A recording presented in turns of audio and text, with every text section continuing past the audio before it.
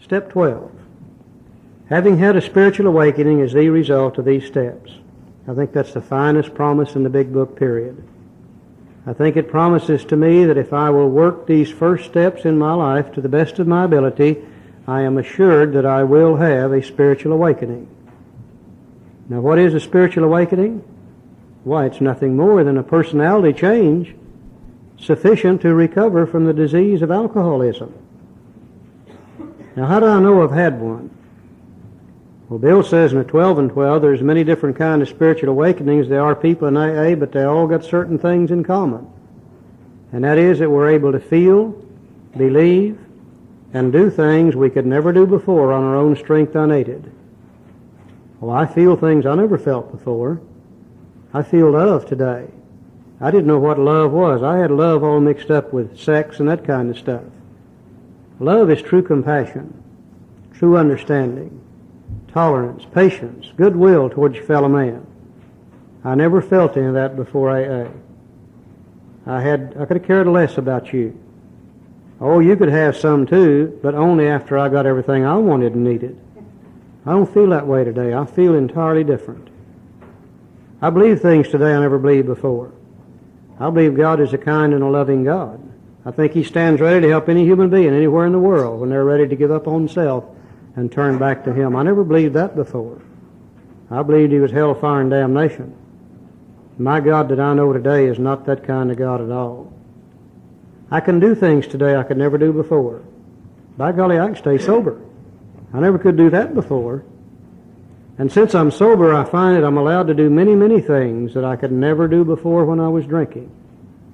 So if that's the criteria for a spiritual awakening, then I believe I've had one of some kind. Now, what am I supposed to do with it?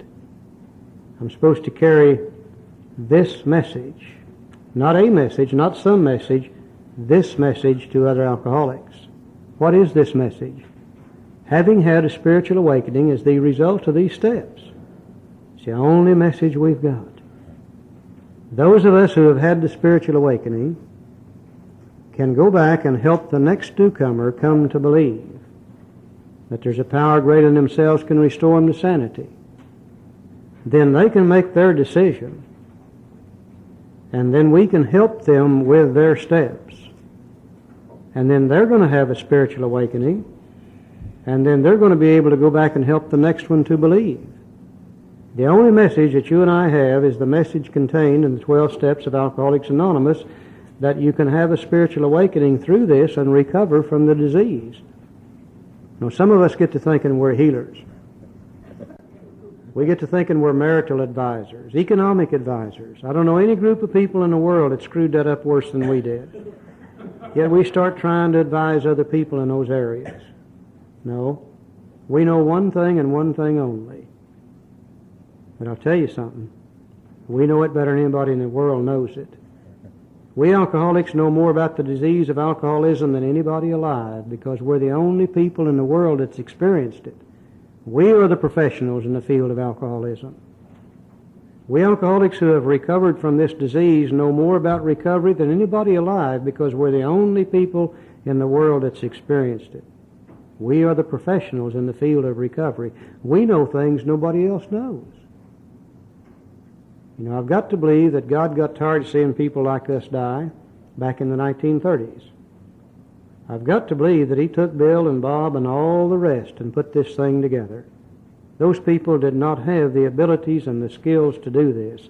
It had to be guided by God. God has always worked with people through people. And if the first 100 are all gone, then surely He's still working with people through people today.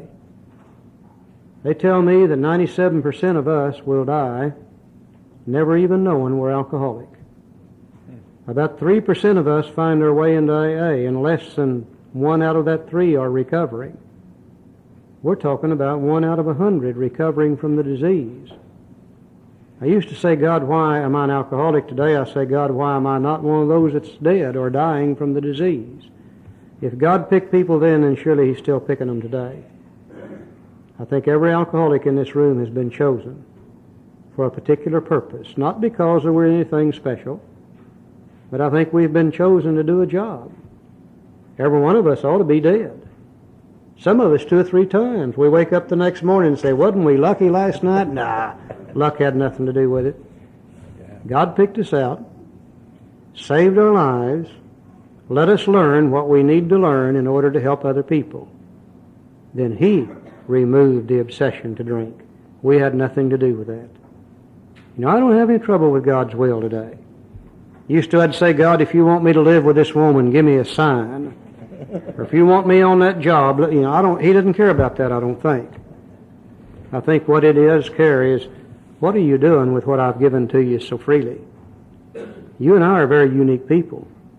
We know things that nobody else knows. We have the ability and the knowledge to avert death in countless thousands and thousands of people, if we're willing to take that knowledge and use it as God intends for us to do so. Carry this message to other alcoholics. Very briefly, let me show you how to carry this message. Let's go to page 92 for just a second. Second paragraph. If you're satisfied that he's a real alcoholic, begin to dwell on the hopeless feature of the malady. Show him from your own experience how the queer mental condition surrounding that first drink prevents normal functioning of the willpower. Now that's exactly what our book did for us in the beginning. It showed us what the problem is. On page 93, let him ask you that question if he will. Tell him exactly what happened to you. Stress the spiritual feature freely. That's exactly what our book did in chapters 2, 3, and 4. Let's go to page 94, excuse me. Outline the program of action, explaining how you made a self-appraisal, how you straighten out your past, and why you are now endeavoring to be helpful to him. That's exactly what our book did in chapters 5, 6, and 7. You see, carrying the message is nothing more than the big book. We talk about the problem first. We talk about the solution. We talk about the program of action. That's information that nobody else in the world knows except us. And if we can apply that correctly with another alcoholic, then we can help them come to believe, providing they are willing to believe. Then they can make a decision, and then we can help them work their steps, and then they can have a spiritual awakening, and they're not going to have a hopeless condition of the mind and the body either. Oh, I think we're the luckiest people in the world, I really do. Now, how about practicing these principles in all our affairs? Well, what are the principles? Very simple. Bill says in How It Works, do not be discouraged. No one among us has been able to maintain anything like perfect adherence to these principles. The principles we set down are guides to progress. What did he set down just before that statement? The 12 steps of Alcoholics Anonymous. In the 12 and 12, in the foreword, he says the 12 steps of Alcoholics Anonymous are a set of principles, spiritual in nature, which if practiced will expel the obsession to drink. Every time I've seen Bill mention the principles in writing, it's always been in connection with the 12 steps. Now I think what he's saying is this. It's easy for you and I to practice these principles in AA because we love each other and we don't want to hurt each other. And if we'll practice them in AA, that means that time we're in AA we can be happy, peaceful, and free. But we're only in AA 21 or 2 hours a day. What do we do the other 22 or 23 hours? Can I practice these principles, we'll say, in my own home? Can I realize how powerless I am over my spouse? Can I realize the insanity of me trying to control her? She doesn't like me to say it. She's 55 years old. She's not going to listen to me at all. Can I make a decision to turn her will and her life over to the care of God as I understand Him? Can I inventory me and see why I still need to try to control her?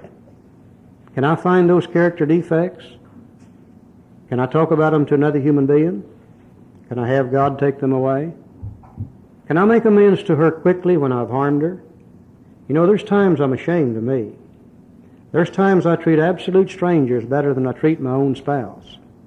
If I could practice these principles with my spouse in my home, chances are I could be happy there 10, 11, 12, 13, 14 hours a day, peaceful, happy, and free. So we're at each other's throat continually. How about with my children? Can I realize how powerless I am over them? Can I realize the insanity of me trying to control them? The oldest one's 35, the youngest one's 24. They're not going to listen to Dad anymore. Can I make a decision to turn their will and their life over to the care of God as I understand Him? Can I inventory me and see why I still need to try to control them, knowing I can't? Can I make amends to them quickly when I smart off at them when I shouldn't? You know, if I could do that with my children, and I can be happy that hour or 2 or 3 or 4 hours a day I'm with them. If I don't do that, we're at each other's throat. We stand no chance, period. How about on the job? Can I realize how powerless I am over my co-workers? Can I realize the insanity of trying to control everything around me? Can I make a decision? You know, if I could do that on the job, I could be happy there 8 or 9 or 10 hours a day. Hell, we down to 23 hours now. We just got one left. How about the supermarket checkout line? I'm in the express lane. I got 3 articles. The little old lady in front of me has got 36 articles. She shouldn't be in this damn line in the first place. Oh, it takes them a long time to add up her bill, and I'm ready to go, and I'm in a hurry, and she shouldn't be in this line, and suddenly she pulls out her coupons. Now we take another 10 minutes figuring up the bill, figuring up what the coupons are worth. I'm in a hurry. She shouldn't be in this damn line. I wish she'd get out of the way. And the next thing I know, she pulls out her checkbook. And she very carefully writes a check. And I'm in a hurry, and she shouldn't be here in the first place, and I wish she would move. And then all of a sudden she stands there, and you know what she does? She balances her damn checkbook. If I could practice these principles in the supermarket checkout line, I could be happy there, you see? Aren't we really saying it's up to us? Aren't we really saying we've got a simple kit of spiritual tools laid at our feet? Aren't we really saying that we're responsible for the way we feel and what we think and how we act and how we react? You and I could have peace of mind, serenity, and happiness 24 hours a day, 7 days a week, 365 days a year, if we wish to. If we'll practice these principles in all our affairs, if we practice it only in our alcohol, chances are we're not going to get the full benefits. But if we practice it everywhere we go, we can be peaceful, happy, and free all the time. Let's go to page 164, last 2 paragraphs, and we'll close. Our book is meant to be suggestive only. We realize we know only a little. God will constantly disclose more to you and us. Ask Him in your morning meditation what you can do each day for the man who's still sick. The answers will come if your own house is in order. But obviously you cannot transmit something you haven't got. See to it that your relationship with Him is right, and great events will come to pass for you and countless others. This is the great fact for us. Abandon yourself to God as you understand God, and we did that in steps 1, 2, and 3. Admit your faults to Him and your fellows. We did that in 4, 5, 6, and 7. Clear away the wreckage of your past, and we did that in 8 and 9. Give freely of what you find and join us, and we'll do that in 10, 11, and 12. We shall be with you in the fellowship of the Spirit, and you will surely meet some of us as you trudge the road of happy destiny. May God bless you and keep you until then. Thank you for letting us be here. We love you.